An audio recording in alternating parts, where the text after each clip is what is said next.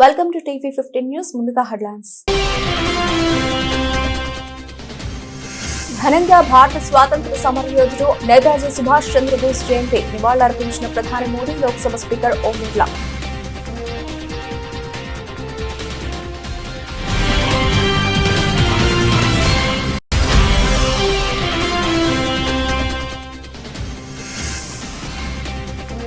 కేంద్ర మంత్రి కావాలనే ఉద్దేశం లేదు, మరోసారి మోదీనే పీఎం. దావోస్ లో ఏపీ సీఎం చంద్రబాబు వ్యాఖ్య.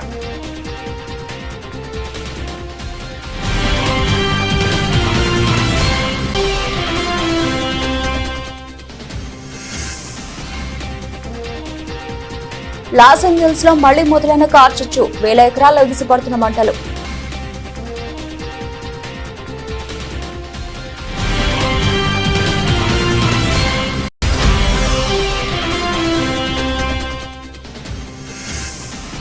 చంపేస్తామంటూ బాలీవుడ్ సెలబ్రిటీలకు పాకిస్తాన్ నుంచి బెదిరింపులు. 8 గంటల్లోగా స్పందించకుంటే తీవ్ర పరిణామాలు ఎదుర్కోవాల్సి వస్తుందని హెచ్చరిక.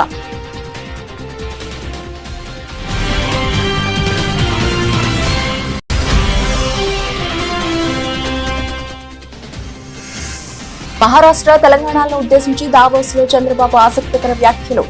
వాళ్ళు వెరీ రిచ్, మేము వెరీ పూర్ అంటూ చంద్రబాబు చమత్కారం.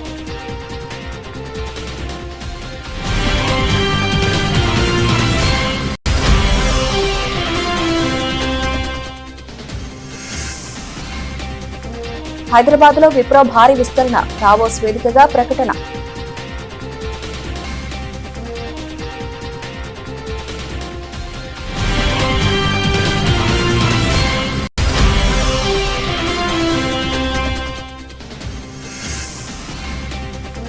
అభిషేక్ శర్మ వీరకొట్టుడు, 7 వికెట్లతో టీమిండియా ఘన విజయం.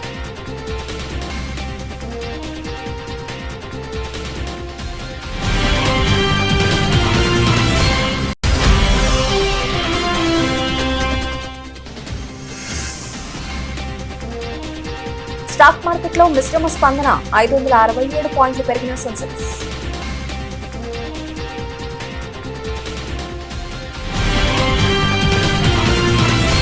భారత స్వాతంత్ర్య సమరయోధుడు, ఆజాద్ హింద్ ఫౌజ్ వ్యవస్థాపకుడు నేతాజీ సుభాష్ చంద్రబోస్ జయంతి సందర్భంగా ప్రధాని మోదీ, లోక్సభ స్పీకర్ ఓం బిర్లా, రక్షణ మంత్రి రాజ్నాథ్ సింగ్ తో పాటు పార్లమెంట్ సభ్యులు నేతాజీ చిత్రపటానికి ఘనంగా నివాళులర్పించారు.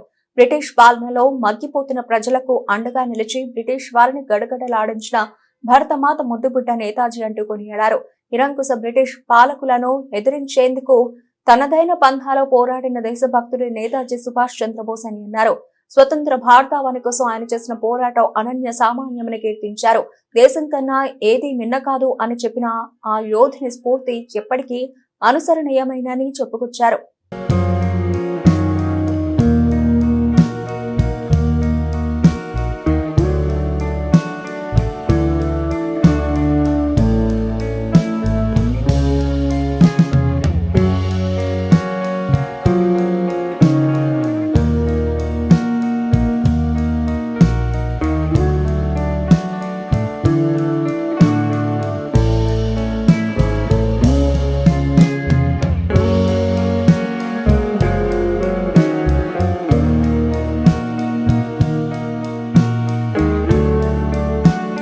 ఐటీ ఉద్యోగులకు గుడ్ న్యూస్. ప్రముఖ ఐటీ కంపెనీ విప్రో హైదరాబాద్ లో తమ క్యాంపస్ ను విస్తరించనున్నట్టు ప్రకటించింది. హైదరాబాద్ ఫైనాన్షియల్ డిస్ట్రిక్ట్ లోని గోపనపల్లిలో మరో ఐటీ సెంటర్ ను ఏర్పాటు చేయనున్నట్టు తెలిపింది. ఈ సెంటర్ ద్వారా ప్రత్యక్షంగా పరోక్షంగా 5,000 మందికి ఉద్యోగాలు లభిస్తాయి. దావోస్ లో వరల్డ్ ఎకనామిక్ ఫోరం సదస్సులో విప్రో ఎగ్జిక్యూటివ్ చైర్మన్ రిషద్ ప్రేమ్జీతో ముఖ్యమంత్రి రేవంత్ రెడ్డి, ఐటీ మంత్రి శ్రీధర్ బాబు సమావేశమయ్యారు. ఈ భేటీ అనంతరం విప్రో నుంచి ఈ కీలక ప్రకటన వెలువడింది. మరోవైపు హైదరాబాద్ లోని విప్రో విస్తరణ నిర్ణయాన్ని రేవంత్ స్వాగతించారు. విప్రో వంటి ప్రఖ్యాత సంస్థలకు అనువైన వాతావరణం కల్పించేందుకు తగిన మద్దతు ఇచ్చేందుకు తమ ప్రభుత్వం కట్టుబడి ఉందని తెలిపారు. విప్రో విస్తరణతో తెలంగాణలో ఐటీ రంగం మరింత వృద్ధి చెందుతుందని అన్నారు. కొత్త విప్రో సెంటర్ రాబోయే 2-3 ఏళ్లలో పూర్తవుతుందని తెలిపారు. తెలంగాణ ప్రభుత్వంతో విప్రో చేసుకున్న ఒప్పందంతో ఐటీ పెట్టుబడుల గమ్యస్థానంగా రాష్ట్ర ఖ్యాతి మరింత పెరుగుతుందని చెప్పారు. విప్రో ఎగ్జిక్యూటివ్ చైర్మన్ రిషద్ ప్రేమ్జీ మాట్లాడుతూ కొత్త ఆవిష్కరణలను ప్రోత్సహించేందుకు అవకాశాలను సృష్టించేందుకు తెలంగాణ ప్రభుత్వంతో కలిసి పనిచేయడం సంతోషంగా ఉందని చెప్పారు. మంత్రి శ్రీధర్ బాబు మాట్లాడుతూ స్కిల్ ఇండియా యూనివర్సిటీతో పాటు రాష్ట్ర ప్రభుత్వం అమలు చేస్తున్న వివిధ నైపుణ్యాభివృద్ధి కార్యక్రమాల్లో పాలు పంచుకోవాలని విప్రోను కోరారు. రాజకీయం, సినిమాలు, వ్యాపారం, కుటుంబం ఏదైనా సరే వారసత్వం అనేది మిథ్య అని ఏపీ ముఖ్యమంత్రి చంద్రబాబు వ్యాఖ్యానించారు. నారా లోకేష్ వారసత్వంపై దావోస్ లో ఓ మీడియా ప్రతినిధి అడిగిన ప్రశ్నకు బదులిస్తూ ఆయన వ్యాఖ్యలు చేశారు. చుట్టూ ఉన్న పరిస్థితుల వల్ల అవకాశాలు వస్తుంటాయని, వాటిని అందిపుచ్చుకుంటేనే రాణించగలరని చెప్పారు. జీవనోపాధి కోసం తాను రాజకీయాలపై ఆధారపడలేదని, అందుకే 33 ఏళ్ల క్రితమే కుటుంబ వ్యాపారాలను ప్రారంభించానని చంద్రబాబు చెప్పారు. బిజినెస్ అయితే లోకేష్ కు తేలికైన పని అని, కానీ ప్రజలకు సేవ చేయాలనే ఉద్దేశంతో ఆయన రాజకీయాలకు వచ్చారని తెలిపారు. లోకేష్ రాజకీయాలకు రావడంలో కుటుంబ వారసత్వం లేదని, ప్రజాసేవలో ఆయన తృప్తిగా ఉన్నారని చెప్పారు. I came so many times. Once in a way, we used to meet in functions, either receptions, all these things. Even afternoon, we had India dialogue with all chief ministers, 3 of us. We have given right message to the people. Under the same time, our Aswiniji also is coordinating very well. I really appreciate you. This meeting, I never expected you are organizing like this. It is a good thing. At least all of us has to meet once, tell to the people what we are going to do. Again and again, we had wonderful time. Even we are all working how to attract investment, how to learn things, how world is moving, everything we understood. Accordingly, we are going to plan in future. Again and again, I am really appreciating Honorable Prime Minister for sending one of the best team now, central team. Earlier, they used to come 1 or 2 ministers, but as a team, he has selected personally and sent to Davos to promote India. Janagama జిల్లా పాలకుర్తి మండల కేంద్రంలోని యువజన Congress party ఆధ్వర్యంలో say no drugs కార్యక్రమాన్ని నిర్వహించారు. ఈ కార్యక్రమానికి ముఖ్య అతిథులుగా పాలకుర్తి నియోజకవర్గ ఎమ్మెల్యే మామిడాల యశస్విని రెడ్డి, నియోజకవర్గ కాంగ్రెస్ పార్టీ ఇన్ఛార్జ్ హనుమాన్ల ఝాన్సీరెడ్డి హాజరై యువత, విద్యార్థులతో కలిసి ఎమ్మెల్యే క్యాంపు కార్యాలయం నుండి రాజు చౌరస్తా వరకు ర్యాలీ తీశారు. యువతకు డ్రగ్స్ పై అవగాహన కల్పించి ప్రతిజ్ఞ చేయించారు. ఈ సందర్భంగా ఎమ్మెల్యే యశస్విని రెడ్డి, ఇన్ఛార్జ్ ఝాన్సీరెడ్డి మాట్లాడుతూ డ్రగ్స్ నియంత్రణ మీ చేతుల్లోనే ఉందని, డ్రగ్స్ నియంత్రణ కోసం మన తెలంగాణ రాష్ట్ర ప్రభుత్వం చర్యలు చేపడుతున్నారని, డ్రగ్స్ వినియోగం వ్యక్తిగత జీవితాన్ని కాకుండా కుటుంబాన్ని కూడా నాశనం చేస్తుందని, ముఖ్యంగా యువతను టార్గెట్ చేసుకుని డ్రగ్స్ ఊబిలోకి లాగుతున్నారని, డ్రగ్స్ ఎవరైనా అమ్మినట్లు గాని, డ్రగ్స్ తీసుకున్నట్లు గాని తెలిస్తే ఊరుకునే ప్రసక్తే లేదని, ఎవరైనా డ్రగ్స్ తీసుకున్నా, విక్రయించినా 908 గల నంబర్కు సమాచారాన్ని అందజేయాలని, డ్రగ్స్ నియంత్రణలో తెలంగాణ రాష్ట్రంలోనే పాలకుర్తి నియోజకవర్గం మొదటి స్థానంలో నిలవాలని విద్యా సంస్థలు, కుటుంబాలు కలిసి పనిచేయాలని పిలుపునిచ్చారు. మనం ఆల్రెడీ మన భారతదేశం స్మోకింగ్, డ్రింకింగ్ తోటి ఎంత అవస్థలు పడుతుందో మీ అందరికీ తెలిసిన విషయం. స్పెషలీ మన పాలకుర్తిలో ఇంకా డ్రింకింగ్, స్మోకింగ్ తోటి ఎంతమంది మహిళలు కష్టపడుతున్నారో, ఇబ్బందులు పడుతున్నారో తెలిసిన విషయం. మరి దీనికి తగ్గట్టు ఇంకా డ్రగ్స్ కూడా అంటున్నారు. మన తెలంగాణ రాష్ట్రంలోనే డ్రగ్స్ అనేది పెద్ద ఇదైపోయింది.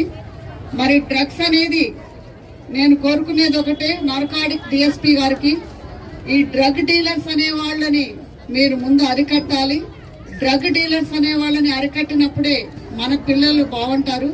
ఎందుకంటే వాళ్ళకి అందుబాటులో కలిగించేది డ్రగ్స్ వాళ్లే కాబట్టి ముందు అక్కడి నుంచి చేసుకుంటూ రావాలి. మరి స్పెషలీ పిల్లలకి డ్రగ్స్ తీసుకుంటే always there is a pain ఏంటి, మనకి పెద్ద అయిన తర్వాత న్యూరలాజికల్ పెయిన్ ఉంటది, న్యూరలాజికల్ హెల్త్ డ్యామేజ్ అవుతుంది. మరి అదే విధంగా మన ఊపిరితిత్తులు కూడా పాడైపోతుంది. మరి మన థింకింగ్ పవర్ కూడా డ్యామేజ్ అయ్యే ఛాన్సెస్ చాలా ఎక్కువ ఉన్నాయి.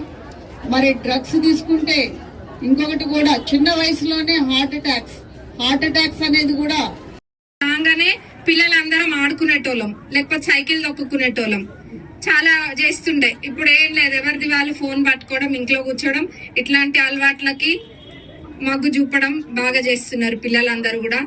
కానీ మీరు మీ భవిష్యత్తునే కాదు, నేను ఇందాక చెప్పినా మళ్ళీ చెప్తున్నా, మీ తల్లిదండ్రులకి ఎంత బాధ కలిగిస్తున్నారో అది ఎవరికి కూడా తెలియదు. ఆ బాధ, తల్లిదండ్రులు పడే బాధ ఎవరికి చెప్పుకోలేని బాధ.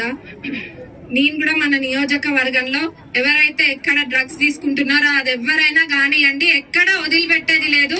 పెట్రోలింగ్ కూడా, పోలీస్ డిపార్ట్మెంట్ కూడా పెట్రోలింగ్ ఎప్పటికప్పుడు వాళ్ళు కూడా చేస్తున్నారు.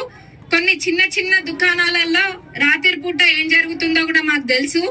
వాళ్ళందరూ కూడా కొంచెం జాగ్రత్తగా ఉంటే బాగుంటది.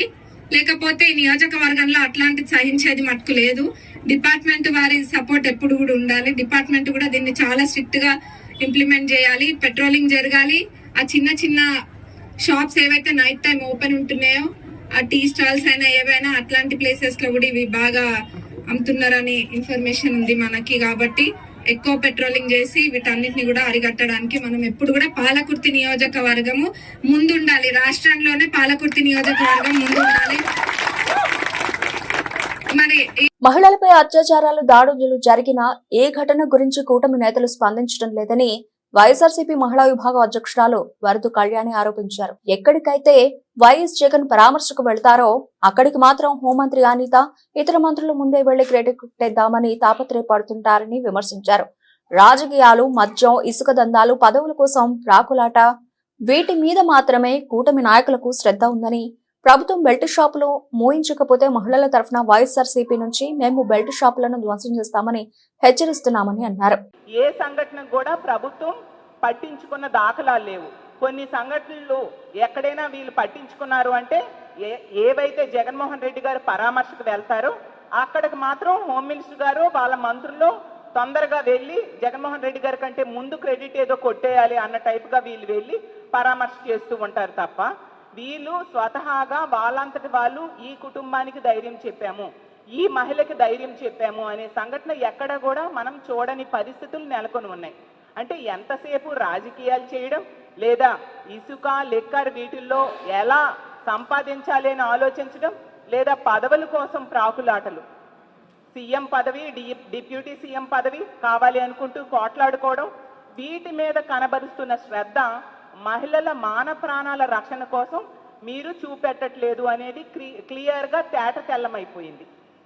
ఈ రాష్ట్రంలో ఉన్న కూటమి ప్రభుత్వానికి, ఈ రాష్ట్రంలో ఉన్న మహిళలందరి తరఫున నేను వేడుకుంటూ ఉన్నాను, బెల్ షాప్స్ తొలగించండి. బెల్ షాప్స్ వలనే ఇంత విచ్చలవిడిగా మద్యం దొరుకుతూ ఉంది. మద్యం అమ్మకాల్ని తగ్గించండి.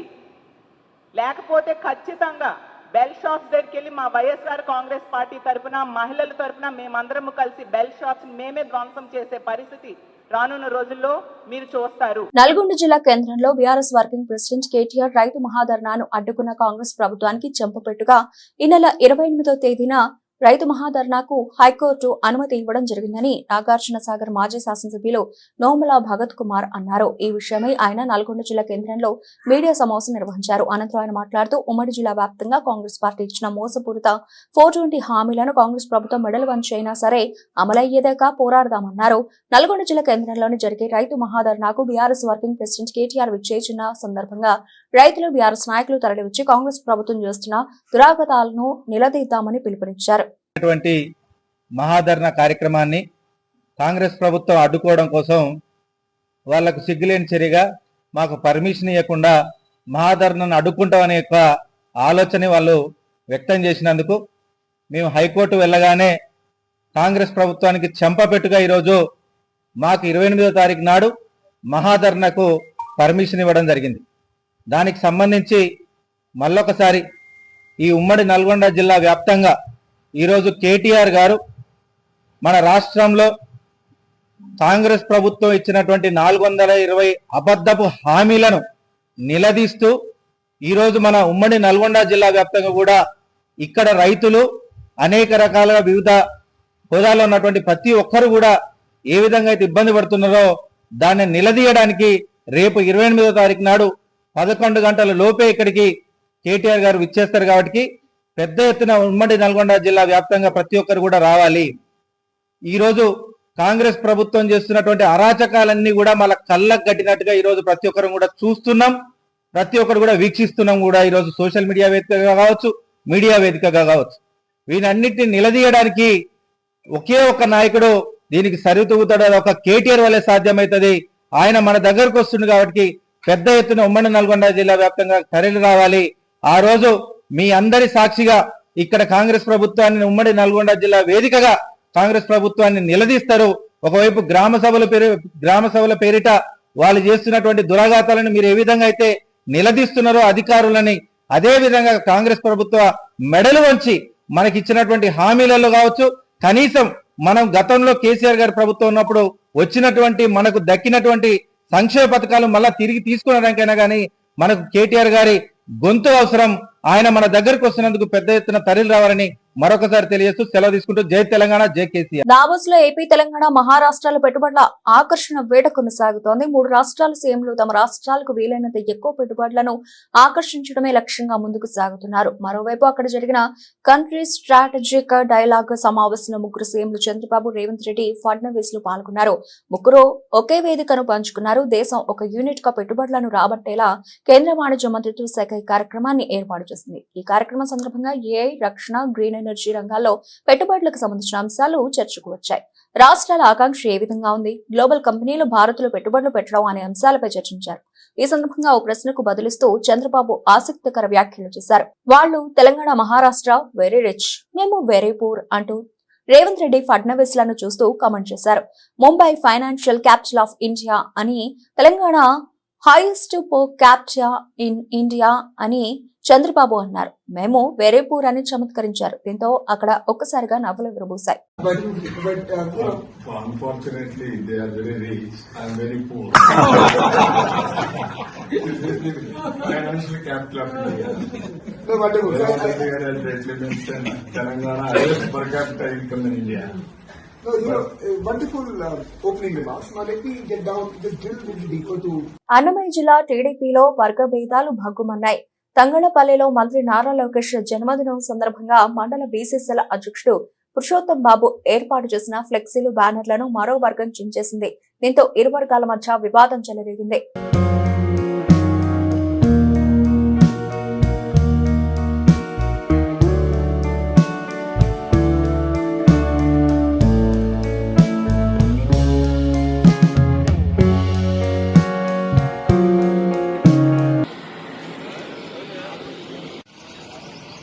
తప్పు చేసి ఏసీబీ కేసు ఎదుర్కొన్న రిటైర్డ్ ఐపీఎస్ ఏబీ వెంకటేశ్వరరావు కుల దురహంకారంతో ప్రవర్తించడం ఏమాత్రం సరికాదని వైఎస్ఆర్సీపీ సీనియర్ నేత ఎమ్మెల్సీ తలశీల రఘురాం స్పష్టం చేశారు.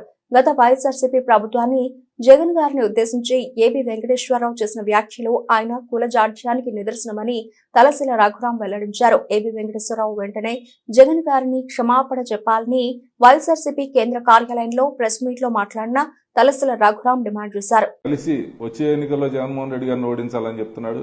ఒక కులం తలుచుకుంటే జగన్మోహన్ రెడ్డి గారిని ఓడించడం, గెలవటం రాష్ట్రంలో సాధ్యమయ్యే పరిస్థితి ఉందా? మిగతా కులాలు కూడా ఆలోచన చేయాలి. నిజంగా ఒక కులం వల్లనే జగన్మోహన్ రెడ్డి గారు ఓడిపోయి చంద్రబాబు ముఖ్యమంత్రి అయ్యాడా, మిగతా కులాల ప్రమేయం లేదా అనేది కూడా ఒక ఆలోచన చేయాల్సిన అవసరం ఉంది. దురదృష్టం ఏంటంటే 40% ఓటింగ్ ఉండి 3 ప్రత్యక్షంగా 3 పార్టీలు, పరోక్షంగా 3 పార్టీలు కలిసి 6 పార్టీలు జగన్మోహన్ రెడ్డి గారికి వ్యతిరేకంగా పనిచేస్తే 40% ఓట్లు సాధించిన జగన్మోహన్ రెడ్డి గారి మీద ఇటువంటి వ్యాఖ్యలు చేయడం నిజంగా దురదృష్టకరం. మీరు ఎంత చేసినా కూడా జగన్మోహన్ రెడ్డి గారికి కులం ఆపాదించలేరు. ఆయన ఎన్నోసార్లు చెప్పారు, నాకు కులం లేదు, మతం లేదు, ప్రాంతం లేదని చెప్పి. ఆయన ఖచ్చితంగా రాష్ట్రాభివృద్ధి కోసం కులం, మతం, ప్రాంతాలకు అతీతంగా పనిచేశారు కాబట్టి ఈరోజు 40% ఓట్లు సాధించగలిగారు. దురదృష్టకరంగా కృష్ణా జిల్లాలో ఇటువంటి వ్యక్తి పుట్టడం చాలా అవమానకరంగా భావిస్తున్నాం. ఎందుకంటే పుచ్చలపల్లి సుందరయ్య గారు, ఆయన సుందరరామిరెడ్డి అయితే సుందరయ్య అని పేరు మార్చుకున్నారు. కాకా వెంకటరత్నం, ఇలా ఎంతో మహానుభావులు పుట్టిన గడ్డ మీద ఇటువంటి వ్యక్తులు పుట్టడం అనేది దురదృష్టకరం కూడా అనుకుంటున్నాం. పవన్ కళ్యాణ్ గారు, మీరు గతంలో ఇక్కడికి వచ్చినప్పుడు ఒక కులాన్ని వర్గశత్రువుగా చూడొద్దని చెప్పారు. కానీ ఈరోజు దీని మీద మీరు స్పందించాల్సిన అవసరం ఉంది. అంటే మీరు ఈ కులవాదాన్ని సమర్థిస్తున్నారా, లేక దీని మీద మీరు మాట్లాడతారా అనేది కూడా స్పష్టం చేయాలి. లేని పక్షంలో మీరు కూడా దీన్ని సమర్థిస్తున్నారు అని మిగతా కులాలు భావించాల్సి వస్తుంది. దీనికి సోషల్ మీడియాలో కూడా చిన్న వాటికి కేసులు పెట్టిన ప్రభుత్వం దీని మీద ఏం యాక్షన్ తీసుకుంటుందో చంద్రబాబు, లోకేష్ కూడా ఖచ్చితంగా దీని మీద స్పందించాల్సిన అవసరం ఉంది. జగన్మోహన్ రెడ్డి గారికి బహిరంగంగా ఏబీ వెంకటేశ్వరరావుతో పాటు ఆయన సమర్థించే వాళ్ళు కూడా క్షమాపణ చెప్పాలని మేము డిమాండ్ చేస్తున్నాం. ఏబీ వెంకటేశ్వరరావు ఏం మాట్లాడినా అతను ప్రభుత్వానికి, చంద్రబాబుకి అధికార ప్రతినిధి. ఆ విషయాన్ని కూడా ప్రతి ఒక్కరికి తెలుసు. రాష్ట్రంలో అతని వ్యక్తిగత అభిప్రాయం కాదు, ఇది ఖచ్చితంగా తెలుగుదేశం పార్టీ అభిప్రాయంగానే మేము. రాష్ట్రంలో ప్రధానమంత్రి సూర్యాఘర్ ముఫ్త్ బిజ్లీ యోజనపై ప్రజలు పెద్ద ఎత్తున అవగాహన కల్పించేందుకు చర్యలు తీసుకోవాలని ప్రభుత్వ ప్రధాన కార్యదర్శి కె విజయానంద్ అధికారులను ఆదేశించారు. ప్రధానమంత్రి సూర్యాఘర్ ముఫ్త్ బిజ్లీ యోజన మరియు ప్రధానమంత్రి కుసుమ్ పథకాలకు సంబంధించిన రాష్ట్ర సచివాలయంలో సీఎస్ అధ్యక్షతన ప్రథమ రాష్ట్ర స్థాయి కోఆర్డినేషన్ కమిటీ సమావేశం జరిగింది. ఈ సందర్భంగా సీఎస్ మాట్లాడుతూ సోలార్ రూఫ్ టాప్ ఏర్పాటుతో నివాస గృహాలు వారి సొంత విద్యుత్తును ఉత్పత్తి చేసి విద్యుత్ బిల్లుల భారాన్ని తగ్గించుకునేందుకు వీలుగా కేంద్ర ప్రభుత్వం దేశవ్యాప్తంగా ఈ పథకాన్ని ప్రవేశపెట్టడం జరిగిందన్నారు. ఈ పథకాన్ని జాతీయ స్థాయిలో నేషనల్ ప్రోగ్రామ్ ఇంప్లిమెంటేషన్ ఏజెన్సీ మరియు రాష్ట్ర స్థాయిలో స్టేట్ ఇంప్లిమెంటేషన్ ఏజెన్సీలో అమలు చేస్తాయని తెలిపారు. కావున ఈ పథకం కింద డిస్కంలు తమ సంబంధిత ప్రాంతాల్లో రూఫ్ టాప్ సోలార్ ను ప్రోత్సహించడానికి చర్యలు తీసుకోవాలని సీఎస్ ఆదేశించారు. ఈ పీఎం సూర్యఘర్ పథకంపై ప్రజల్లో విస్తృత అవగాహన కల్పించి పెద్ద ఎత్తున ఈ పథకాన్ని సద్వినియోగం చేసుకునేలా చూడాలని సీఎస్ విజయానంద్ ఆదేశించారు. ప్రధానమంత్రి కిసాన్ ఊర్జా సురక్ష ఏవం ఉతాన్ మహాభియాన పథకం కింద వ్యవసాయ రంగంలో సోలార్ విద్యుత్ను ప్రోత్సహించేందుకు కృషి జరుగుతోందని సీఎస్ విజయానంద్ తెలిపారు. రాష్ట్రంలో ప్రస్తుతం 20,17,000 వ్యవసాయ విద్యుత్ కనెక్షన్లు ఉండగా విద్యుత్ ఫీడర్ల స్థాయిలో 1,00,000 పంప్ సెట్లను సోలార్ విద్యుత్ పంప్ సెట్లకు ఏర్పాటు చేసేందుకు కేంద్ర ప్రభుత్వం అనుమతించగా మరో 2,00,000 సోలార్ పంప్ సెట్లకు కూడా కేంద్రం అనుమతించిందని ఆయన తెలిపారు. అమెరికాలోని లాస్ ఏంజల్స్ ను కార్చిచ్చు మరోమారు భయపడుతోంది. ఇటీవల అక్కడ చెలరేగిన దావానలం చల్లరక ముందే మరోమారు మంటలు చెలరేగాయి. కాస్టాయిక్ లైక్ సమీపంలో కొండల ప్రాంతం నుంచి అగ్ని కిలాలు ఎగిసిపడుతున్నాయి. గంటల వ్యవధిలోనే మంటలు 8,000 ఎకరాలకు వ్యాపించాయి. దీంతో ప్రభావిత ప్రాంతాల్లో ప్రజలను అధికారులు ఖాళీ చేస్తున్నారు. తాజాగా కార్చిచ్చు మొదలైన ప్రాంతం ఇటీవల దావానన్ల కాలుబూడిదైన ఈటన్ పాలిసైడ్స్ కు 64 కిలోమీటర్ల దూరంలోనే ఉంది. దక్షిణ కాలిఫోర్నియా నుంచి వీస్తున్న బలమైన గాలులు ఈ కార్చిచ్చుకు మరింత ఆజ్యం వస్తున్నాయి. మంటలను అదుపు చేసేందుకు అగ్నిమాపక సిబ్బంది శ్రమిస్తూ ఉన్నా ఫలితం కనిపించడం లేదు. దీంతో విమానాలతో వాటర్ బాంబులను జారవిడుస్తున్నారు. కాగా ఇటీవల లాస్ ఏంజల్స్ లోనే చెలరేగిన కార్చిచ్చు బీభత్సం సృష్టించింది. హాలీవుడ్ సహా పలు ప్రాంతాల్లో వేలాది నిర్మాణాలను బూడిద చేసింది. 28 మంది ప్రాణాలు కోల్పోయారు. ఇప్పటి వరకు పాలిసైడ్స్ లో 68%, ఈటనలో 91% మంటలను అదుపు చేశారు.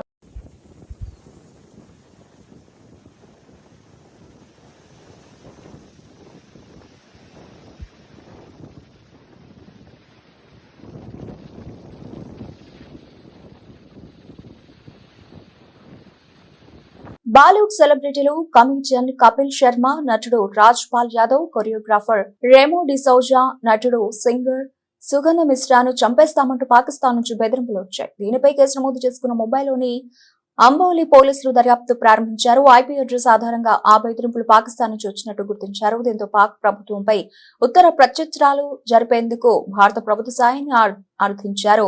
నిందితుల సెలబ్రిటీలను బెదిరిస్తూ 8 గంటల్లో ప్రతిస్పందించాలని, లేదంటే వ్యక్తిగతంగా వృత్తిపరంగా తీవ్ర పరిణామాలు ఎదుర్కోవాల్సి వస్తుందని హెచ్చరించారు. దీంతో పోలీసులు కపిల్ శర్మ బృందానికి భద్రత కల్పించారు.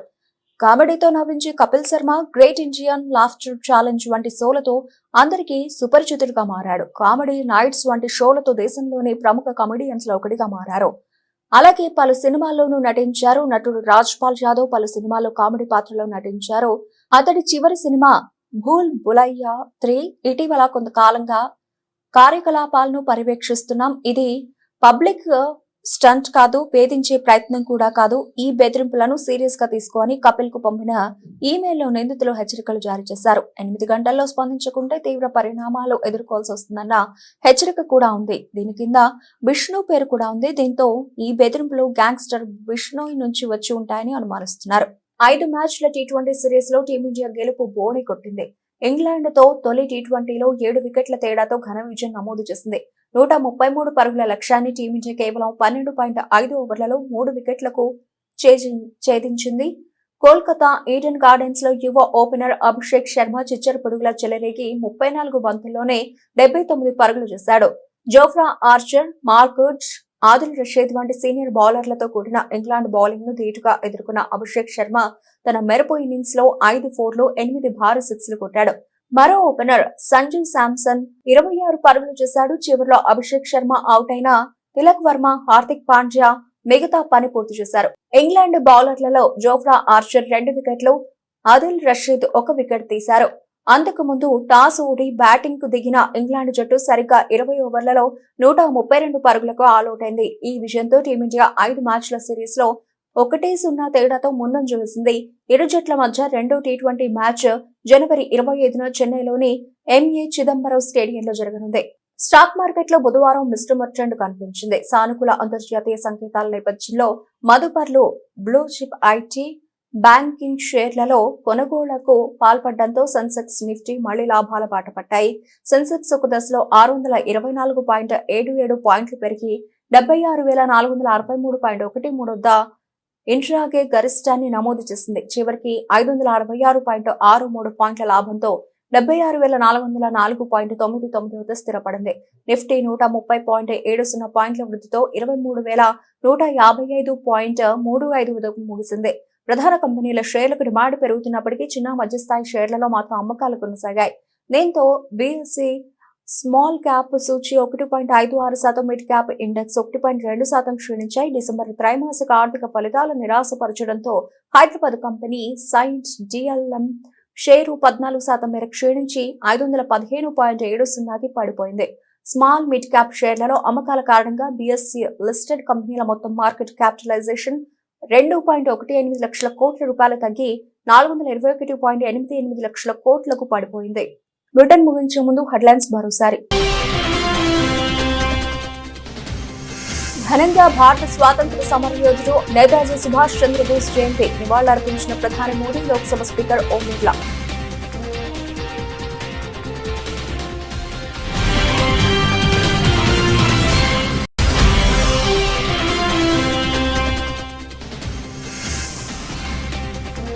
కేంద్ర మంత్రి కావాలనే ఉద్దేశం లేదు, మరోసారి మోదీనే పీఎం. దావోస్ లో ఏపీ సీఎం చంద్రబాబు వ్యాఖ్య.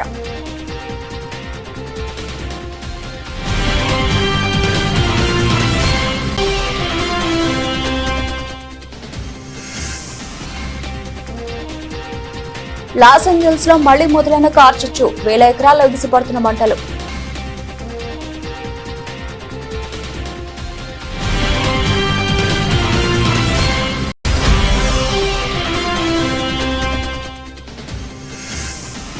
చంపేస్తామంటూ బాలీవుడ్ సెలబ్రిటీలకు పాకిస్తాన్ నుంచి బెదిరింపులు. 8 గంటల్లోగా స్పందించకుంటే తీవ్ర పరిణామాలు ఎదుర్కోవాల్సి వస్తుందని హెచ్చరిక.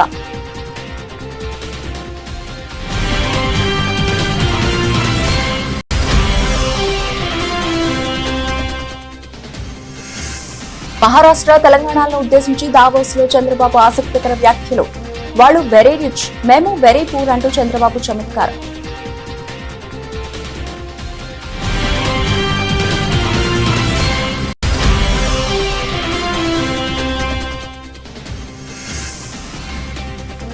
హైదరాబాద్ లో విప్రో భారీ విస్తరణ, దావోస్ వేదికగా ప్రకటన.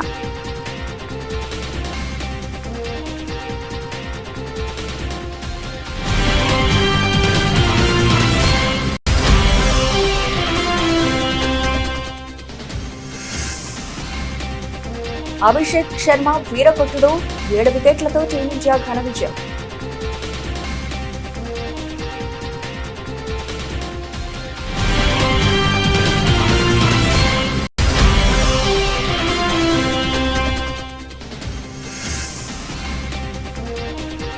స్టాక్ మార్కెట్ లో మిశ్రమ స్పందన, 567 పాయింట్లు పెరిగిన సెన్సెక్స్.